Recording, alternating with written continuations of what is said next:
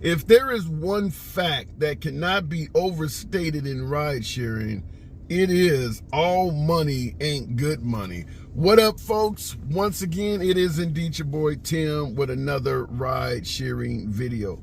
Have any of you folks, the ones that often check with Lyft, have you seen any earnings guarantee or any earnings challenges coming in? Here's one I happen to get my hands on, and it is literally shocking, but I want to see if this is something maybe unique to specific markets, or have you seen anything anywhere near this? Putting this up on the screen. Now, they have several challenges requiring you to do quite a bit of rides, if you ask yours truly. The first one being a $470 challenge. Now, on its face, having an additional $470 potentially being added to your weekly earnings sounds really good. But when you really break it down and you look at the amount of trips, the amount of work, the sheer amount of labor you got to do to get that money, makes me come to the conclusion when it comes to Lyft, all money ain't good money. Now, breaking it down, total of $470 for 145 rides.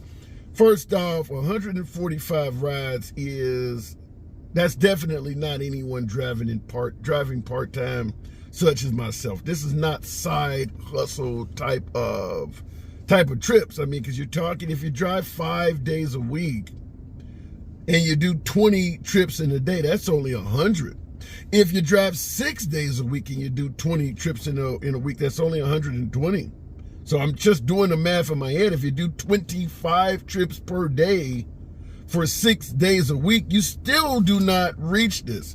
So to get 145 rides, you're going to do quite a bit of driving for the better part of a week. To do 145 rides, you absolutely are a full-time driver. And I would question if you could even complete this in a 40-hour time frame, or maybe even 50 hours. But when you break down the numbers for that amount of work, it is fucking pathetic. $470 divided by 15 is $3.24. So that means if you do successfully complete this challenge, and it's the biggest one on the list, as you see, they're going to add $3.24 to your trips, assuming you don't make more than $470 doing 145 rides. In most cases, it's generally not likely to happen, but this works better when all of your trips are short. So anytime you're trying to complete something like this, an earnings guarantee or one of these challenges, don't take long trips.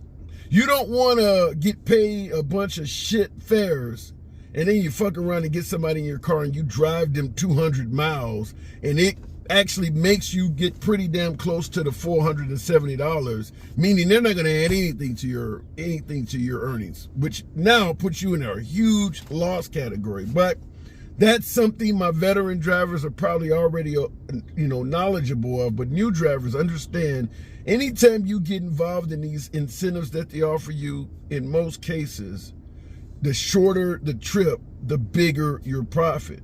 Because they already guaranteed you're going to earn $470 if you complete the allotted number of trips. Why would you want any of those trips to be long where you're burning a bunch of gas money? Theoretically, you want all of those trips to be less than a mile. It's not going to happen, but you could sure make a lot of them that way. But it continues to get worse. Now, in that $470 challenge, let's say you only earned a $200 bonus that's right below for completing 95 rides. 200 divided by 95, they're only adding $2.10 to your trip.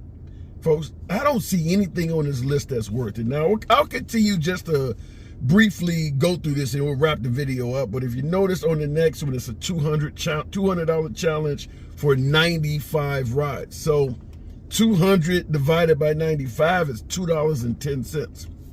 In my humble opinion, because the fares pay so low, the wages are so shitty, if you're doing any type of earnings guarantee or any type of challenge, for me to think it's worthwhile, they need to be adding almost $5 to every trip.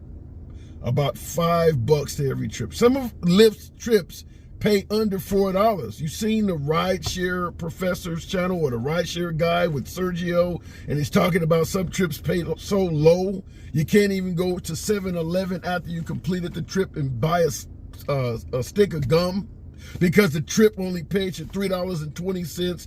I've seen some trips in my market that pay in the $2.50 to $2.90 range. So there are some markets where base fare is pretty fucking low.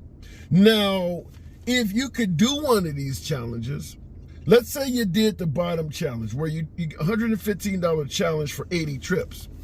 If all of your 80 trips are those $2 trips that only go a mile or so, it might actually be worthwhile depending on the math. But remember, you want all of your trips to be exceptionally short. Because in ride sharing, what do we say all the time? The longer the trip, the less profitable it is. You don't want anything over 5 miles. 5 to 10 miles, you start driving passengers, you immediately start noticing, wow, particularly if you pay attention to what the passenger paid and your ass got, you start really noticing this ain't worth it. So I'm not a big fan of long ride sharing trips. So keep them short. In addition to keeping your trip short, the distance you drive to someone should be exceptionally short. I don't drive more than 3 miles max to pick a customer up. Max. If the passenger is more than 3 miles away from me, I cancel. I decline that trip. Because with Uber, now Lyft lets me know the destination, but in my market, because my acceptance rate is so damn low, Uber doesn't even tell me where the hell the passenger is going to go. So I don't know your destination. And in my market, the average passenger travels 5 miles or less. So knowing that very few trips are going to be over 5 miles, why drive 3, 4, 5 miles or even further to go pick somebody up? You don't want to drive 5 miles to go pick up a passenger that's only traveling 2. That's a loss right there, no matter what the hell you're getting paid. So 3 miles max. That does vary market to market. Maybe you're in a market where people are a long way away and take trips that go much further. So that's up to the formula or metrics in your market. But I just wanted to run this by you because this is a shit that Lyft is offering. None of this, whether it's the $470 challenge, the $200 challenge, or the $115 challenge, none of this shit is worth trying to complete. You're going to put in, look at the bottom challenge, $115 challenge, 80 rides. You're going to complete 80 fucking rides, and they'll make sure you make $115, or they'll give you $115 extra. That is literally 115 divided by 80. That's an extra $1.43 on top of the bullshit they normally pay. And you got to take 80 trips to complete that. Even as a side hustle, 80 trips is the better part of a week for a lot of drivers. As I stated, if you do 20 trips per day, it takes you 4 days to do this. Any of this is barely suitable for anyone driving part-time. If you really work your ass off, you might be able to do 25 to 30 rides in a single day. I'm not talking about folks who do 16 hours of driving or whatever. I'm talking about, 8 to 10 hours or so of driving in a day. You might be able to get these 80 trips done in maybe 3.5 days. But that's driving all damn day. As a side hustle, or someone like myself with a day job, completing 80 trips in a week would be very, very difficult. I mean, I would have to really put in a lot of ride sharing time. You're not going to complete this doing 2 or 3 hours of driving per day. At least I don't see it. I average 3 to 5 trips per hour. And it's rare that I complete 5 trips in an hour.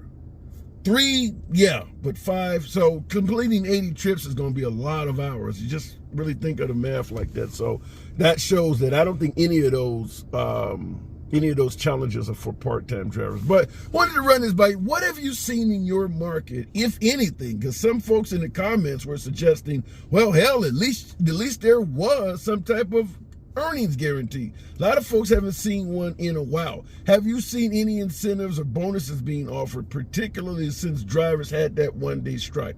Be curious to know. Let your boy know in the comments. As always, smash that like button. Don't take a trip unless it's profitable.